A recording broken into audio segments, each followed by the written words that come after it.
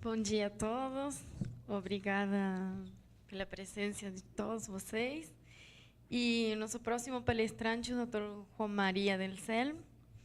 Ele é sócio do escritório Fontan Balestra, um importante escritório de Buenos Aires, no área criminal. E é professor da Faculdade de Direito da Universidade de Buenos Aires e tem um mestrado em Colômbia. Juan María.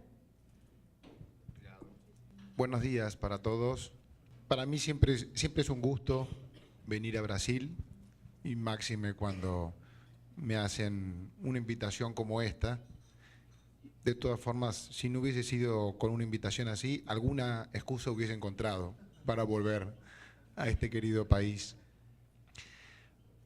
Voy a hablarles en español, ofrecí hacerlo en inglés también, pero entiendo que en el español más o menos se entenderá. De todas formas, creo que tenemos una traductora que nos está ayudando para aquellos que no tengan tanta fe en entender el español o que crean que naturalmente se pueden llegar a perder un poco por algunas cuestiones técnicas. Mi portugués, mi relación con el portugués es un poco como con mi esposa. Lo adoro, lo quiero, pero no termino de comprenderlo y mucho menos no lo manejo. De manera tal que, bueno, me resigno al papel que me toca. De la mano de lo que venían contándonos en materia de crímenes ambientales y por lo que tengo entendido y por lo que he leído, y si me equivoco, por favor, alguien que me corrija, en vuestro país existe la posibilidad de la responsabilidad penal de la persona jurídica exclusivamente como una excepción en el marco de la ley del medio ambiente, la 9605, si no me equivoco, que a su vez responde a un artículo de la Constitución, el 225, inciso tercero. Y con este punto de partida me parece que tal vez es interesante analizar esta situación tan particular de la responsabilidad penal de la persona jurídica, pensar un poco si está bien, si está mal. Naturalmente uno parece como inclinado a creer que no es buena idea, particularmente en nuestros países que tienen una raigambre continental europea mucho más fuerte que lo que sucede, por ejemplo, en los países anglosajones. En Argentina, a modo de introducción, sucede algo parecido. No existe la posibilidad de la responsabilidad criminal de la persona jurídica en el ámbito general, sí, en cambio, en leyes especiales. Con lo cual, creo que la situación puede ser aproximadamente parecida. En nuestro caso, en Argentina, se remonta en realidad a una situación muy antigua, hace ya más de 120, 130 años que tenemos leyes penales especiales que contienen la posibilidad de responsabilidad penal a la persona jurídica. Y creo que la situación que tenemos allá es tal vez parecida, por lo menos por lo que he podido conversar con ellos, por algunas cosas que me han mandado gentilmente para leer, en el sentido de que hay como una idea contraria a esto. Les adelanto desde ya que yo tengo una visión bastante favorable. No es una visión favorable abiertamente o para llevarla a cualquier extremo, pero sí favorable como la utilización de un instrumento más de derecho penal y de política criminal para conseguir ciertos objetivos que parecen razonables. Repito, entre otras cosas, yo soy abogado y ejerzo, así que no es mi deseo ir en contra de las empresas, nos quedaríamos sin clientes rapidísimamente. Pero paradójicamente creo que no es tan mala idea tampoco desde el punto de vista de la defensa de nuestros clientes corporativos el plantearse la posibilidad. Porque muchas veces uno desde la dogmática, desde la academia, dice societas delinquere non potest. No es posible responsabilizar penalmente a la persona jurídica. Y desde ya les dejo planteado el interrogante y volveré sobre esto más adelante. Uno se aferra a esto dogmáticamente, académicamente, y dice, no, debemos proteger a nuestras empresas.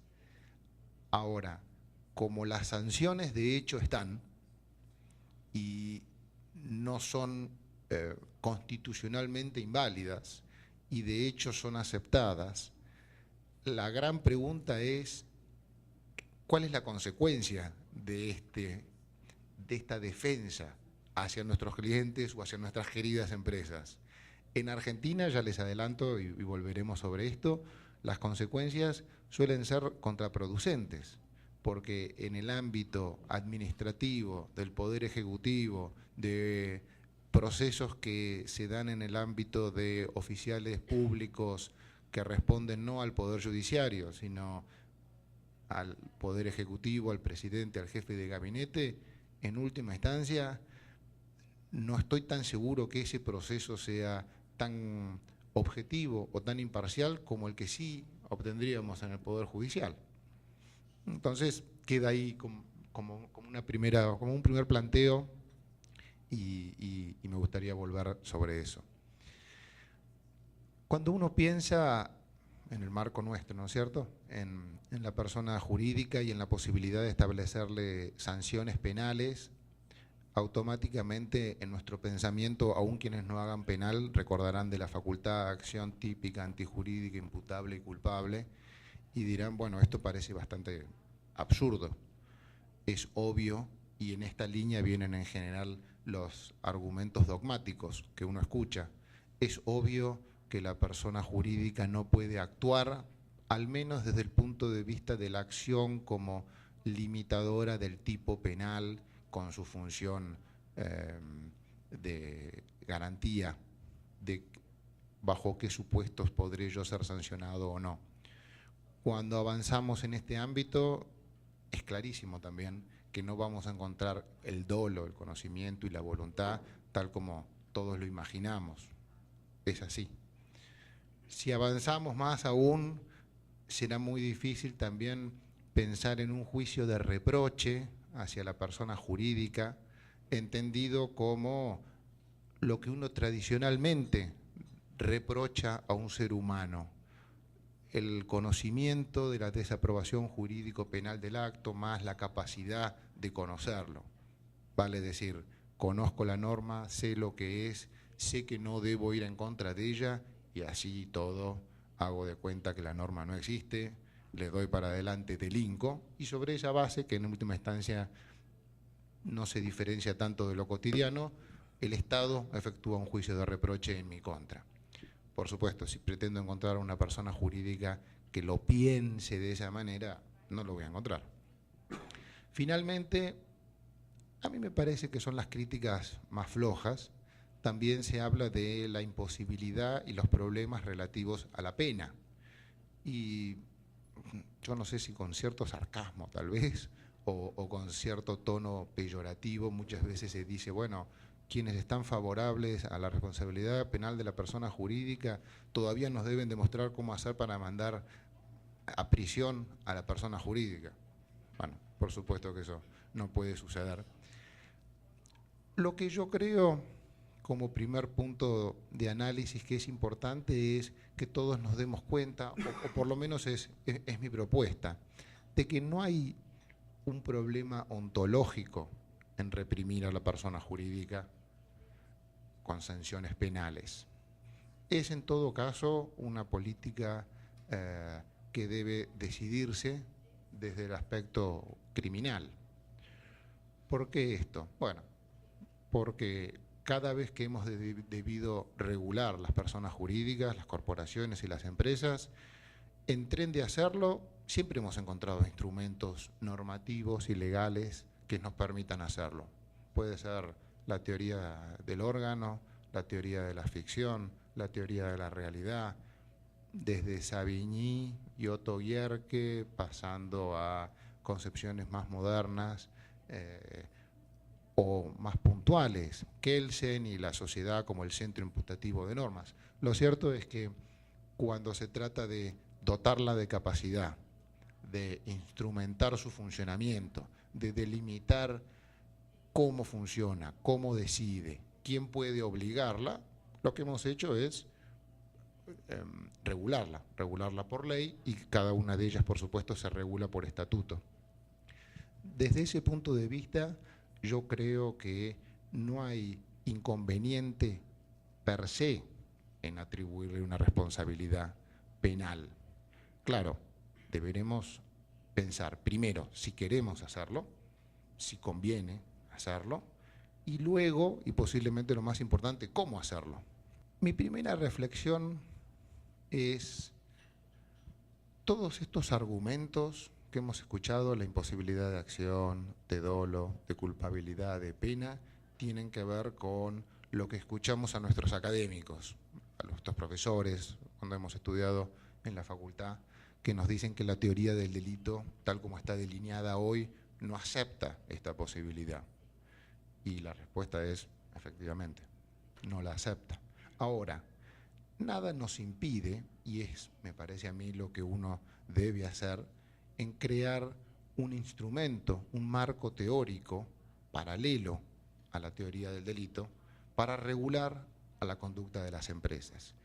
Y acá ya empiezan tal vez a adivinar la contracara del asunto. No es que yo quiero mandar preso, ni fundir, ni quebrar a todas las empresas, sino por el contrario, creo que es posible y es loable exigirles a ellas también que cumplan con la ley, que la cumplan acabadamente, particularmente en ciertos temas muy importantes como puede ser la legislación ambiental. Y de la mano de esa, no dejarlas a la deriva, no soltarles la mano bajo parámetros no claros, difusos, de atribución de responsabilidad. Creo que lo que debemos hacer es muy sencillo: armar una teoría del delito, si se quiere, paralela, para regular y asegurarnos y garantizarle a la empresa cómo, cuándo y bajo qué condiciones deberá responder penalmente. De manera tal que en última instancia tengamos un mismo escenario para seres humanos y para empresas, y lo que no es menos importante, que las empresas como entes también se vean obligadas, disuadidas, prevenidas de que ellas tampoco pueden penar, pueden cometer delitos. A mí me gustaría traerles dos pequeños ejemplos para profundizar estas ideas, y uno de ellos muy estrictamente relacionado con el tema que estamos conversando. Pienso que no es utópico o no es impensable que ante un caso de polución ambiental, un jefe de planta le reporte al gerente correspondiente que tienen un problema, están contaminando por residuos tóxicos, por desechos, están tirando agua contaminada a los efluentes, etcétera, etcétera, etcétera. A partir de ahí, me parece que si uno conoce aproximadamente la dinámica de una empresa, podría fácilmente creer que este gerente no se va a quedar con el peso para sí y va a trasladar hacia arriba la inquietud.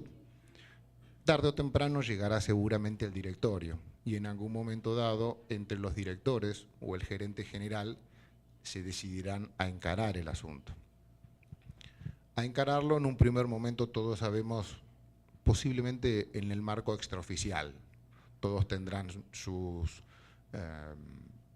pruritos o tendrán la prudencia de decir, antes de volcar esto formalmente en un board y antes de volcarlo formalmente en una reunión de directorio, vamos a ver de qué se trata. Y es muy posible, pienso, que la situación o la conversación pudiese ser aproximadamente: bueno, dígame, señor ingeniero, señor jefe de planta, gerente de finanzas y gerente de legales. ¿Qué es lo que está sucediendo? Estamos contaminando en estas condiciones. Alguien dirá, bajo la nueva ley de regulación ambiental, somos falibles de esta responsabilidad. Y a partir de ahí, posiblemente, el pensamiento discurra de la siguiente forma en la cabeza del empresario, es decir, ¿cuánto puede costarnos una planta de tratamiento de efluentes peligrosos? ¿Cuánto puede costar una planta o el debido tratamiento y desecho y disposición de estos residuos de manera tal que no afecten la contaminación? Los números seguramente van a ser altísimos, suelen ser altísimos, millones y millones de dólares. Frente a ello, le preguntará al gerente de legales, ¿cómo estamos desde lo legal? La respuesta va a ser, en principio estamos mal, porque claramente estamos en infracción. Y si ahondamos la situación, van a decir, y dígame una cosa, ¿qué posibilidades hay de que nos descubran? Esto sucede, no sé si acá, en Argentina seguro, sucede en Estados Unidos, hay casos paradigmáticos en el mundo. Lo que les estoy contando en última instancia es una adaptación de la cuenta que se hizo en el famoso caso del Ford Pinto en Estados Unidos, en un juicio en donde detectaron un defecto en la fabricación y lo que se hizo fue contar, se hizo una ecuación económica del delito. El gerente de legales le dirá, mire, la División de Protección Ambiental, o como sea que se llame aproximadamente la policía, son pocos, tienen muchísimos casos, tienen jurisdicciones enormes, por lo menos es lo que sucede en Argentina. Definitivamente y lamentablemente no tienen la prioridad. La prioridad es la seguridad, los secuestros, los homicidios. Los delitos ambientales no suelen tener prioridad. Bottom line, como dirían los americanos, resumen, muy pocas posibilidades de que lo detecten.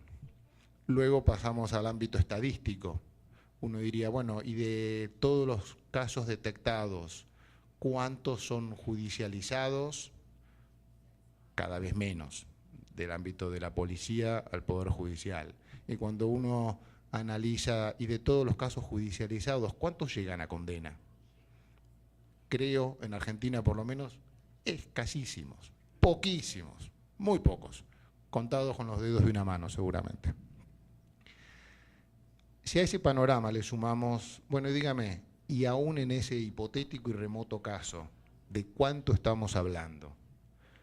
En nuestro caso al menos, y es un tema que me parece que es recurrente, las multas en general no son importantes o no son económicamente importantes. Son multas que a cualquiera de nosotros individualmente nos haría pasar un muy mal año, pero por lo general a las empresas no suele ser ese el caso.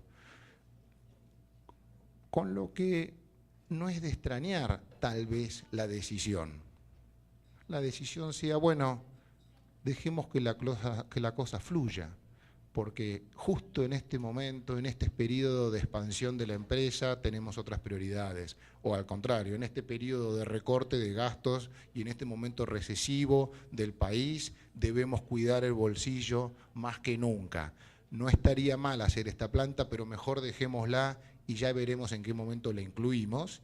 Y todos comprenderemos y estaremos de acuerdo que mejor no someter a tratamiento del directorio este punto en especial, porque nos podría generar algún inconveniente, máxime a todos nosotros abogados, que después veríamos plasmados en los minutes, en las actas del directorio, el tratamiento y la inacción de todo esto.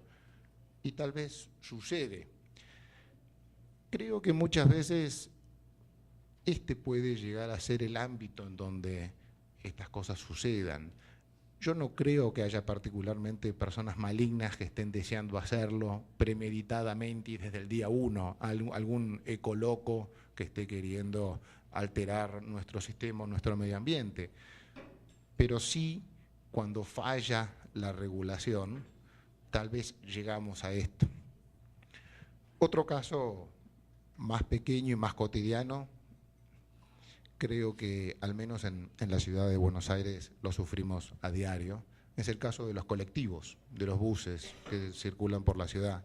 Uno se esmera muchísimo, en particular con los radares, con las fotos que nos sacan con las multas, en no pasar los semáforos en rojo, en no quedar bloqueados en las bocacalles de las calles, en las avenidas, y sin embargo, al menos en Buenos Aires tengan cuidado con los colectivos, han de ser las personas más peligrosas que puedan encontrar. Y la pregunta que uno se hace es, ¿por qué parece que a los colectivos, a los colectiveros, a los dueños de las empresas, no les corresponden las generales de la ley? ¿Por qué no se avienen a cumplir con la ley? ¿Qué pasa? ¿Están eximidos? ¿Soy yo el tonto que únicamente cumplo con estas normas mientras que ellos hacen y deshacen a gusto? Bueno, la respuesta, de vuelta, posiblemente no sea un plan maléfico diseñado por un cartel de dueños de empresas, de colectivos, que se ponen de acuerdo en violar sistemáticamente las normas de tránsito, con los accidentes, las lesiones y los homicidios. En realidad la violación de la norma de tránsito obviamente es lo que menos nos importa, mucho más relevante desde el disvalor de acto, el disvalor de acción, pero por sobre todo desde lo humano, mucho más relevante es la lesión y el homicidio que nosotros vemos por lo menos a diario. Y la respuesta seguramente sea aproximadamente la misma. Ellos tienen una determinada cantidad de unidades, quieren ganar el mayor dinero posible con la menor inversión posible. Para ello tienen a grandes rasgos dos posibilidades. La primera, invertir en más unidades, pero eso eleva sus costos en forma directa con la ganancia, de manera tal que no está mal, pero tampoco es genial, porque más colectivos, más inversión, más dinero paralizado en bienes de uso, más sueldos, más salarios, más aportes, cargas sociales, seguros, etcétera, etcétera, etcétera.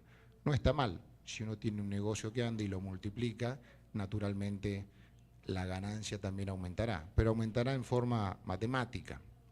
La otra posibilidad para cualquiera de ellos es decir, quiero que mi estructura empresaria maximice sus beneficios. ¿Cómo puedo hacerlo? Imponiendo, sugiriendo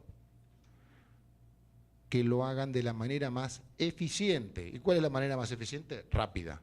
Entonces calculo un trayecto determinado, por supuesto que yo empresario lo voy a calcular a las 3 de la mañana, cuando no hay nadie, no en Buenos Aires a las 3 de la tarde o en San Pablo a las 10 de la mañana o a las 6 de la tarde, y les impongo ese recorrido con esos horarios.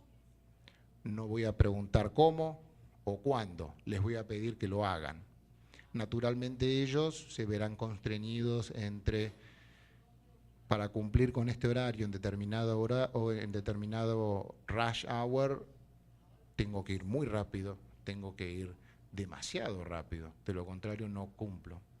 Y nuevamente llegamos al final de la historia, en donde por una cuestión económica, no necesariamente una predeterminación malífica, conspirativa, pero por una cuestión económica terminamos ante un fenómeno recurrente. ¿Por qué? Porque la pequeña multa que se le aplica a ese conductor, a nosotros tal vez nos puede significar un problema, pero a las grandes empresas de colectivo no es un gasto económicamente relevante.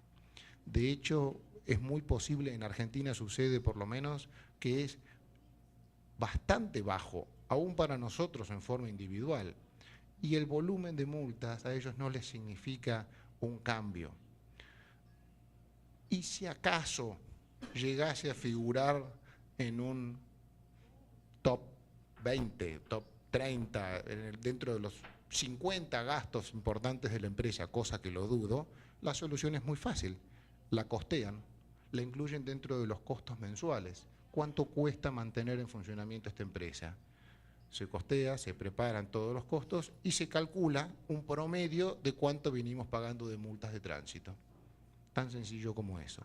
En el ínterin, yo creo que los elementos del derecho penal tradicional se muestran ineficaces. Esto no significa que sean malos, no significa que uno deba querer dejar de lado 250 años de evolución empresarial moderna, de evolución del derecho penal liberal. Lo que digo es, ¿por qué no utilizar como una herramienta adicional, discrecionalmente, con cuidado, esta otra posibilidad que nos plantean? No parece tan mala, creo que no hay nada per se contrario a que lo adoptemos, y por el contrario hay razones interesantes. Las razones que acabamos de comentar coloquialmente, en realidad hay una manera bastante sencilla de presentarlas. Si uno utiliza algunas sencillas ecuaciones de la escuela del Law and Economics, ellos nos enseñan que esto puede volcarse en que el costo debe ser menor a la ganancia esperada, en donde en este caso en particular el costo tendrá dos variables, ¿no es cierto? Un paréntesis, multa y el coeficiente de aprehensión de delitos. El coeficiente de aprehensión de delitos es esto que humanamente hemos conversado, de decir cuántos delitos se cometen. Es una pirámide, lamentablemente. Debiera ser una columna, pero es una pirámide. ¿Cuántos delitos se cometen? ¿Cuántos se encuentran? ¿Cuántos se labra un sumario policial? ¿Cuántos se judicializan y cuántos terminan en una condena efectiva? Suelen ser porcentajes muy bajos, por lo menos en nuestro caso, y entiendo que es una situación que en general se repite en muchos países del mundo, por lo menos. Suelen ser porcentajes de un 2%, 3%, 4%, alarmantemente bajos. La otra variable es la multa, por supuesto. Cuando uno encara el tema, lo primero que piensa es, bueno, el ideal sería ajustar este coeficiente de aprehensión del delito, de aprehensión y de condena. Ciertamente, creo que es hacia donde todos debemos ir, en nuestros países, en nuestras ciudades, en nuestros sistemas. Es donde todos queremos trabajar. Lo que sucede es que Suiza hay una sola, o Dinamarca hay uno solo. Noruega, países pequeños con sistemas policiales y judiciales muy ajustados y con tasas de delito muy bajas, en donde todos parecen tener una propensión natural a cumplir las normas. En nuestros casos, por lo menos, el sistema está claramente desajustado, está desbordado. Hay miles y miles, millones posiblemente más de casos de los que el Poder Judicial y la policía está en condiciones de procesar, sumariar, judicializar y llegar a una condena. De manera tal que creo que uno debe plantear esa hipótesis siempre, primero, como objetivo de mediano y largo plazo. Hacia eso quisiéramos todos ir. La segunda posibilidad es la multa, es imponer la multa y recordar que la multa debe tener una entidad tal que económicamente sea relevante, para que todos la tengan presente, para que no pueda ser costeada e incluida dentro del presupuesto del año que viene o el presupuesto trimestral que estamos manejando, que rompa la ecuación económica. En función de estas dos variables, si el número resultante es mayor a la ganancia esperada, es de esperar desde la faceta preventiva y desde la faceta disuasoria que el pensamiento empresarial tal vez cambie. No sé si cambiará radicalmente, pero creo que por lo menos estaremos incorporando una nueva variante, una nueva necesidad de pensar en esta variante y en qué sucedería, porque coloquialmente hablando, en esa misma reunión de gerentes y jefe de obra y jefe de planta, la respuesta será: guarda, hay relativamente pocas posibilidades de que nos encuentren, pero si nos encuentran, el Poder Judicial se muestra muy riguroso en esto y la multa es capaz de cortarnos las ganancias de los próximos 6 meses o tal vez del año o del año que viene o de los 2 años.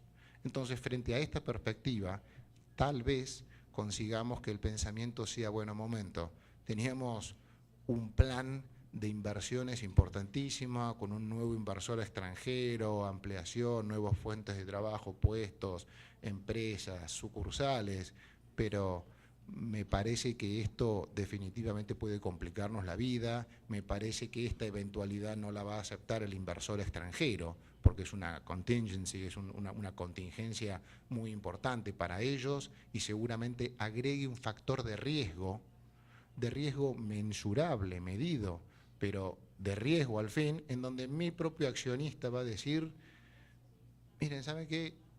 Quiero estudiar esto y quiero que me traigan un reporte de esto porque no sé si quiero jugar a la ruleta. Si hay que poner plata, tal vez pongo un poco más de dinero, o tal vez espero un poco más a la obra, o tal vez si la tasa de retorno de mi negocio estaba llegando al break-even en 2 años o en 3 años, tal vez estoy dispuesto a esperar 4 y quedo tranquilo en este ambiente, en este asunto, porque el tema este del medio ambiente, yo sé que en Brasil es muy delicado y están todos muy sensibilizados. Y si conseguimos eso, creo que bienvenido sea para todos ustedes y lo mismo para Argentina, por supuesto.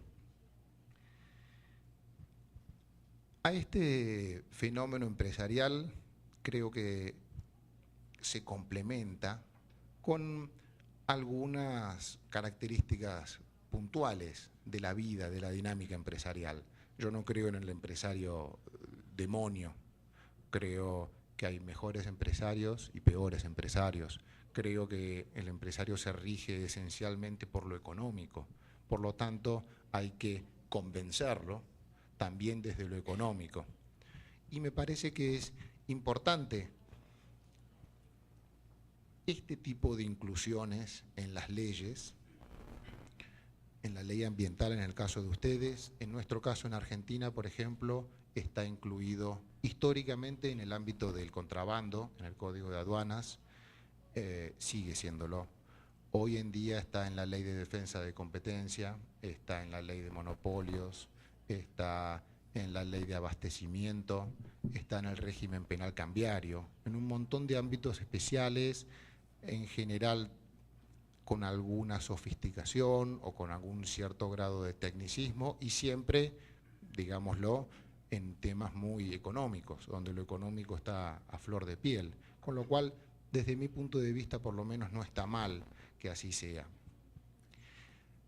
Y la propuesta de pensar y no estar necesariamente enemistado con esta posibilidad que ustedes ya han recibido en una ley, nosotros en algunas otras, y que en general ya está siendo aceptada en el ámbito general para cualquier delito en muchos países. En Europa prácticamente ya no quedan. España era uno de los más fervientes defensores del societas delinquere non potest y sin embargo una nueva legislación penal con modificación de su código, artículo 31 bis, entró en efecto el 23 de diciembre del año pasado y ahora ellos también la reconocen como una posibilidad genérica. España, que es la cuna de la mayoría de los autores a donde uno mira y donde uno estudia y en donde uno históricamente ha basado el societas delinquere non potest. Ni hablar de los anglosajones tienen esto hace más de 250 años, con lo cual cuando uno lee los libros de los alemanes y de los españoles y lee muchas veces los propios fallos de nuestros tribunales y se dice, los primeros que hablaron de la responsabilidad de la persona jurídica fue un jurista alemán, Otto Jerk, en el año 1886, y posteriormente otro gran personaje, Aquiles Mestre, tomó esta variante y la aplicó específicamente al ámbito penal. Créanme que los anglosajones se ríen y se ríen largo y tendido de todos nosotros, porque ellos lo vienen haciendo hace 250 años.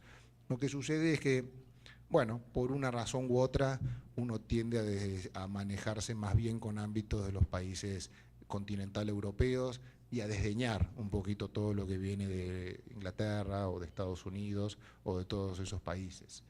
Yo creo que uno no debe tomar necesariamente todo lo que viene de allá, creo que no debemos tomarlo como palabra sagrada ni de casualidad, pero creo que es un acto a veces de soberbia el ni siquiera considerarlo, el no pensarlo. Uno lee grandes libros, libros importantes de esta materia, por decir algo, Silvina Bacigalupo, catedrática de España, de la Universidad de Barcelona.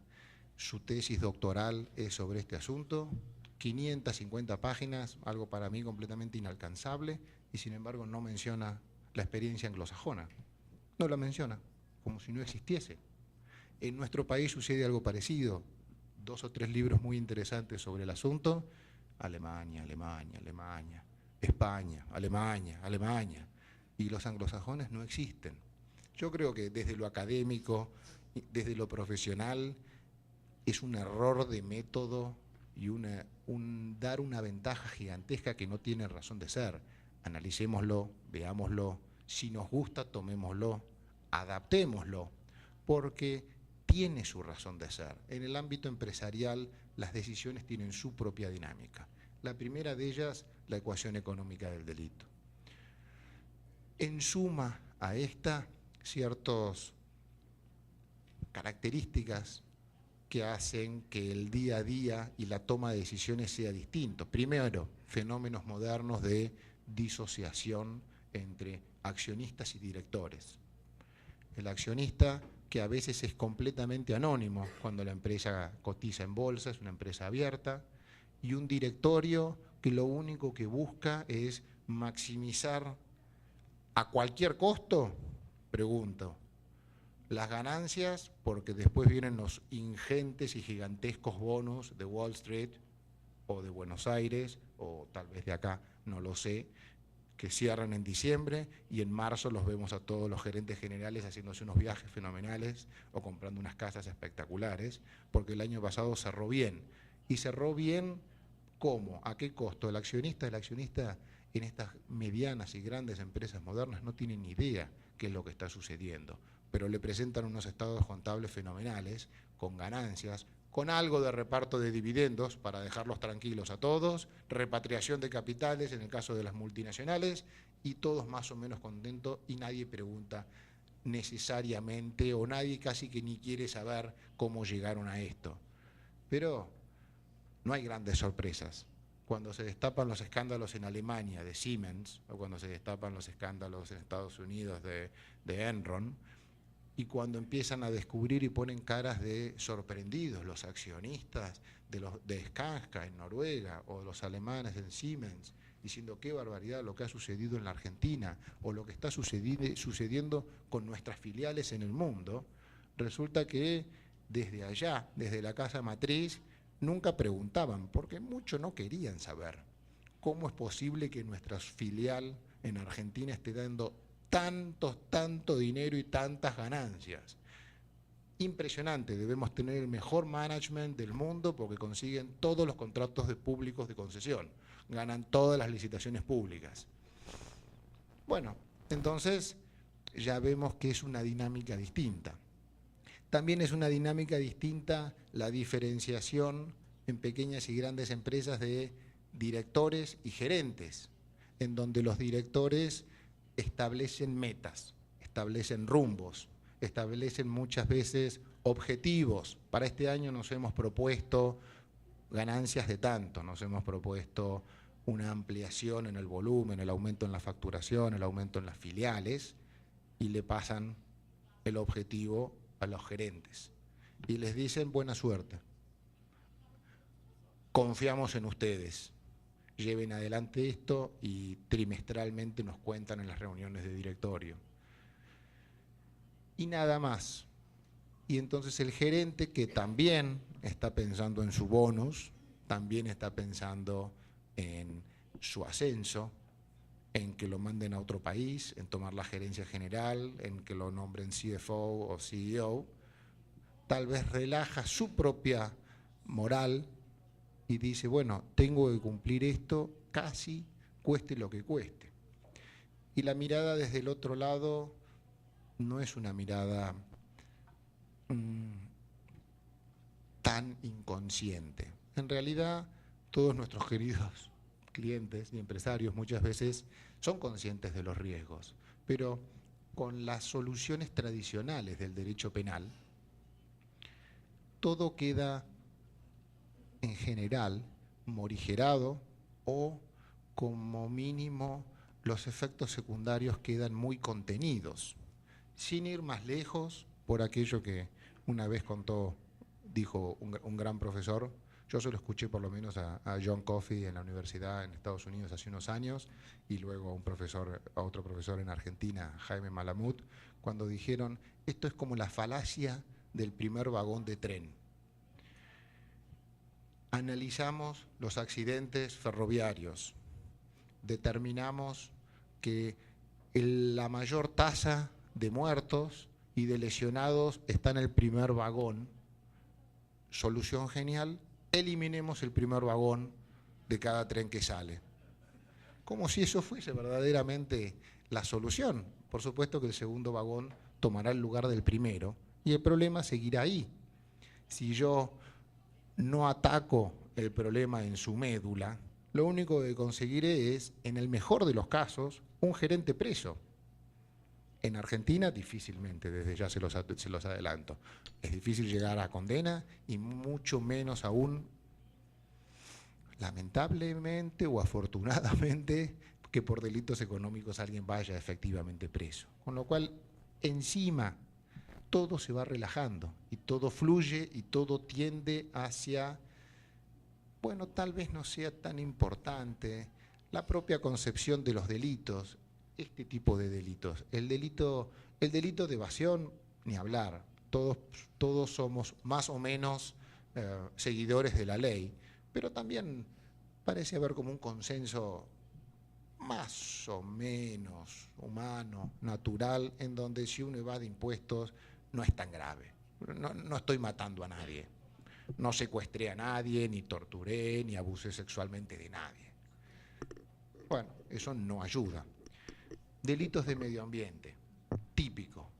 No tengo claro a quién estoy perjudicando, no hay un perjudicado puntual, son intereses difusos, sujetos pasivos difusos, nadie tiene claro si sí o si no, cuántas son las personas damnificadas, si todas esas personas que paradójicamente presentan todas un cáncer del mismo estilo en una misma ciudad, uno dice, bueno, pero en realidad tal vez es una cuestión médica en donde hay una propensión de la gente, y uno dice, mira, está bastante claro el asunto, en el pueblo vecino no hay esta enfermedad, pero nos parece vérselo como, claro, nos fallan muchas veces las relaciones de causalidad. ¿Esto será efectivamente sí o no? Y no menos importante, posiblemente todos lo hemos oído, el decir, no, bueno, esperen, un momento, yo no.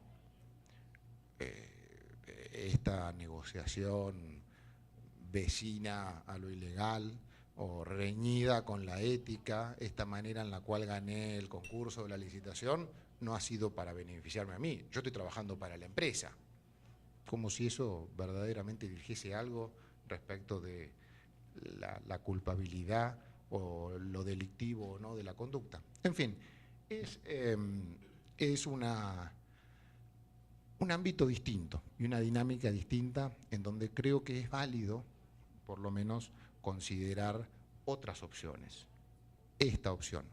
De la mano de esto creo que es muy importante también tener presente que no todo es verde en este jardín.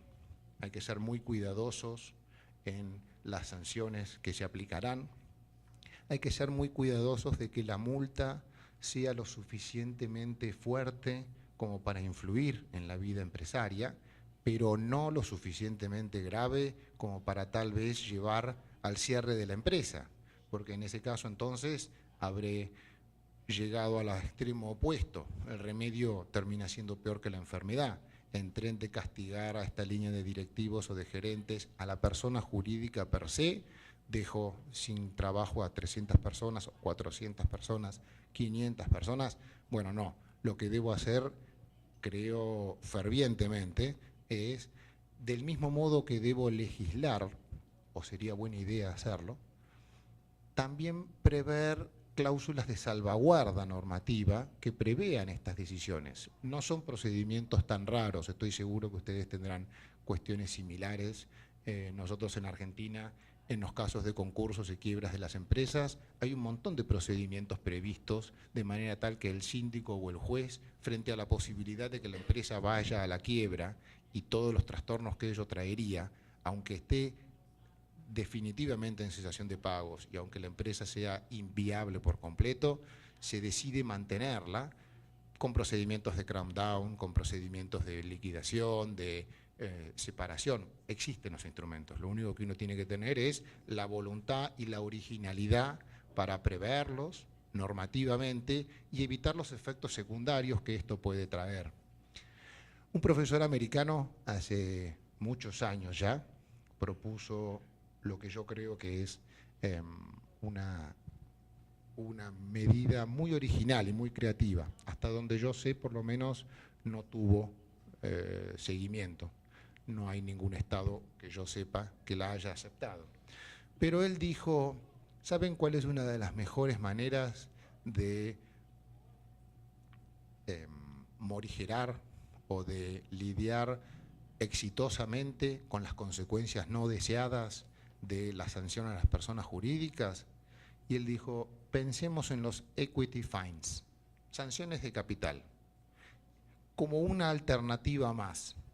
No sancionar económicamente con un golpe que puede resultar muy fuerte a las finanzas de la empresa, sino traducir la sanción, la multa, en una emisión obligatoria de capital corporativo, de manera tal que el director, el gerente y el accionista, por supuesto, ven modificados sus bonos, ven modificados sus ganancias, ven modificados sus stock options que reciben los tipos que estaban llevando la empresa en el día a día.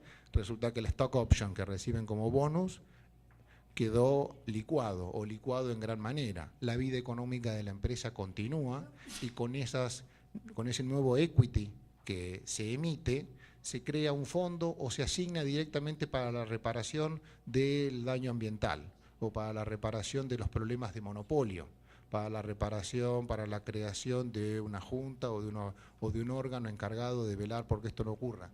Hay maneras de lidiar con todo esto. Finalmente, y con esto voy cerrando,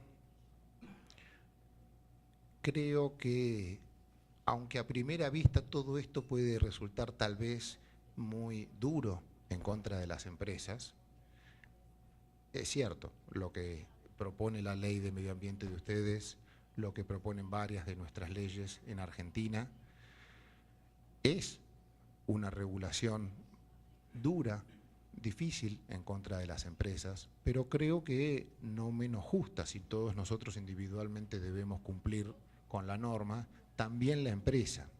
Parece inteligente pensar este problema desde lo económico. Ahora, también debemos ocuparnos de las empresas y de qué es lo que va a suceder con ellas. Debemos pensar y debemos hacer un ejercicio mental fuerte, los académicos y los profesionales, para ver cómo vamos a ocuparnos de que las empresas no queden libradas a la arbitrariedad de los jueces, a la arbitrariedad del Poder Ejecutivo, de los gerentes o de los órganos administrativos. Entonces, lo que debemos hacer es intentar depurar las genéricas indicaciones que uno suele encontrar en estas leyes, porque en estas leyes más o menos uno encuentra siempre lo mismo. Miembro de la empresa, en ejercicio de sus funciones, en nombre o en interés de la empresa, ¿sí? Y en alguna oportunidad uno puede encontrar adicionalmente casos de y en tanto y en cuanto hayan fallado los mecanismos de control. Más o menos las regulaciones son siempre parecidas. Creo que en muchos casos pecan por incompletas y creo que lo que deberíamos hacer todos nosotros es, velando precisamente por las empresas, afinarlas, mejorarlas, darles un ámbito de mayor protección a la empresa, del mismo modo que todos nosotros seremos sancionados sí y solo sí hay un tipo penal específico que establezca tipo objetivo, tipo subjetivo, requisitos de punibilidad, sanciones, etcétera, etcétera, démosle lo mismo a la empresa. Y cerrando con esta idea y con esta pequeña presentación, yo creo que es paradójico muchas veces lo que sucede cuando uno escucha a abogados y a profesores, por sobre todo a profesores, sosteniendo a ultranza, societas delinquere non potest. Algunos de ellos lo hacen desde el punto de vista de la pura teoría. Creo que con la mejor intención, de vuelta, yo no creo que haya grandes conspiradores manipulando el sistema.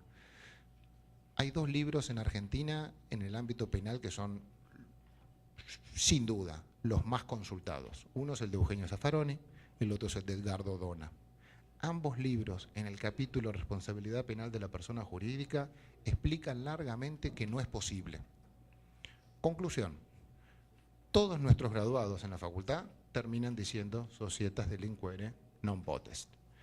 Y cuando uno llega al posgrado, al máster, y pregunta, díganme una cosa, ¿esto es posible?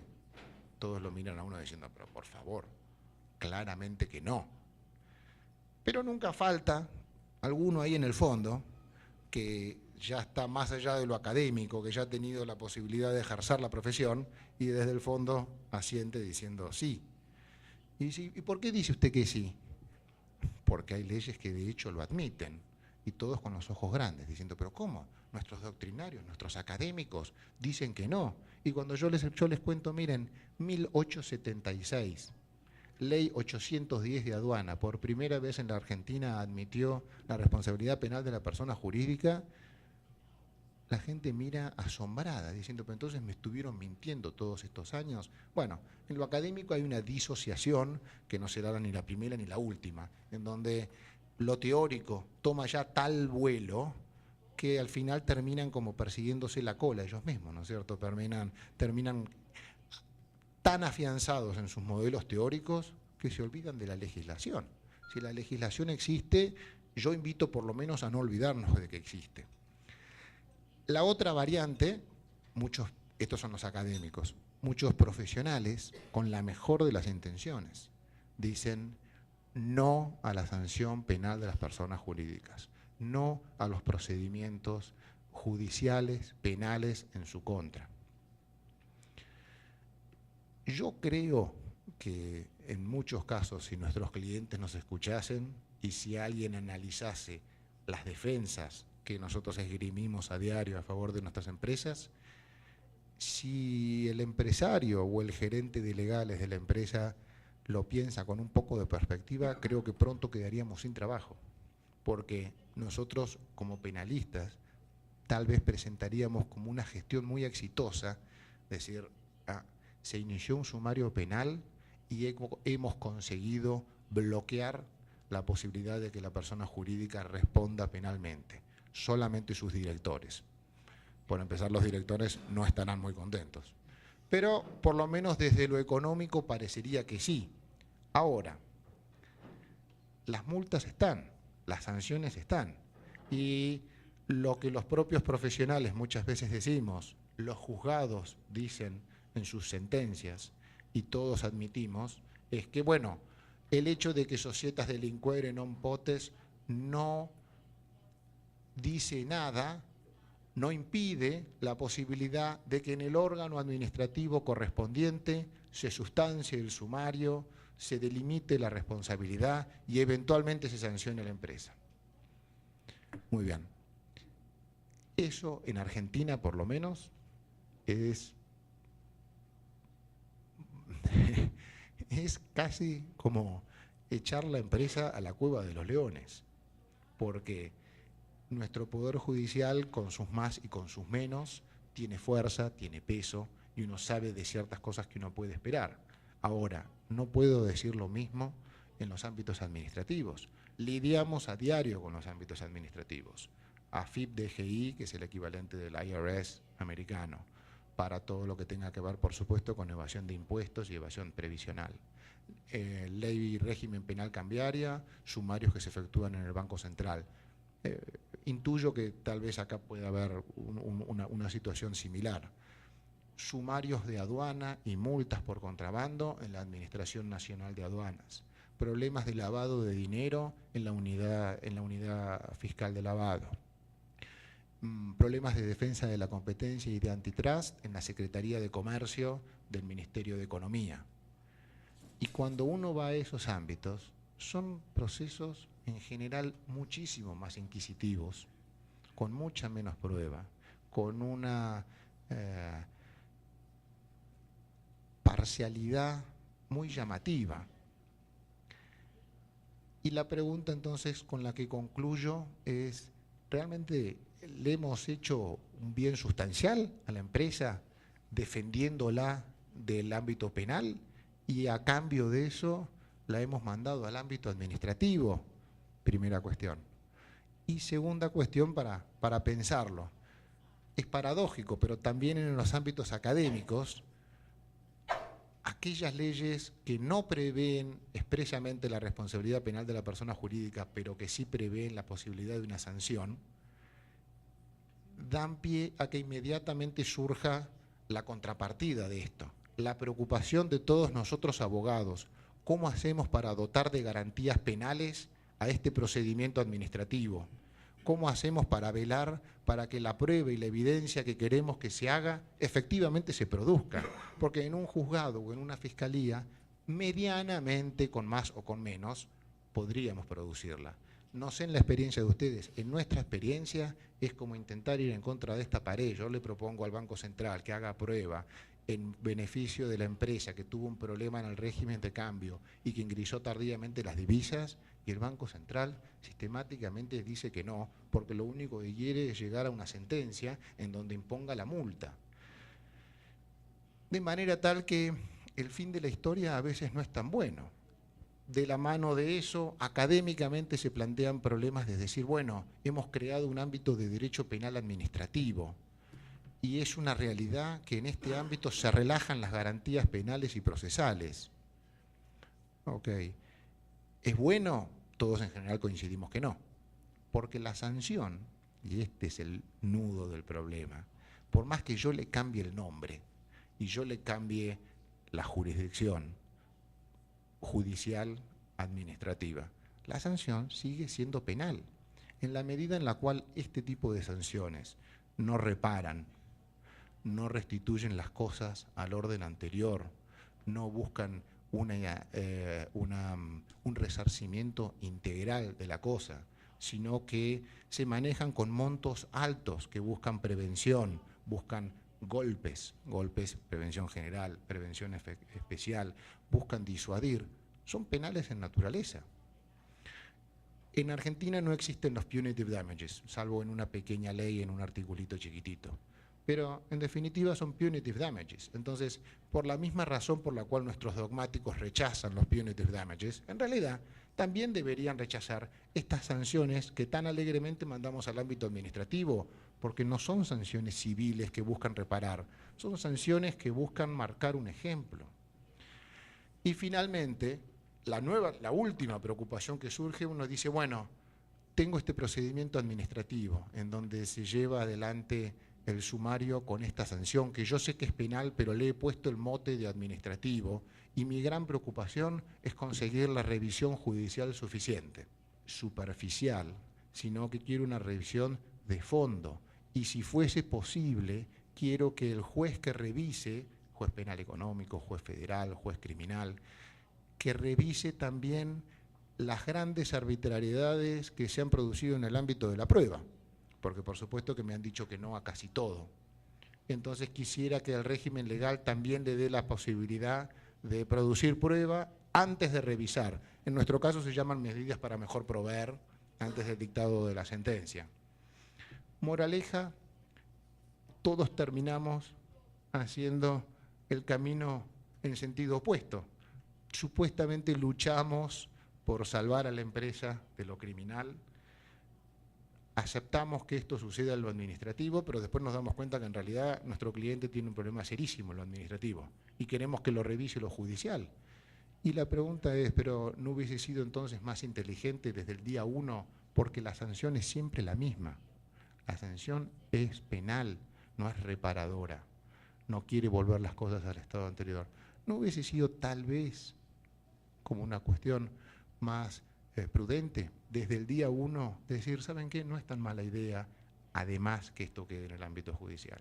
Porque quisiera que la empresa responda, quisiera que tome conciencia ambiental, pero quiero también que tengan la mejor de las protecciones, las que tenemos todos nosotros, nuestros jueces del Poder Judicial.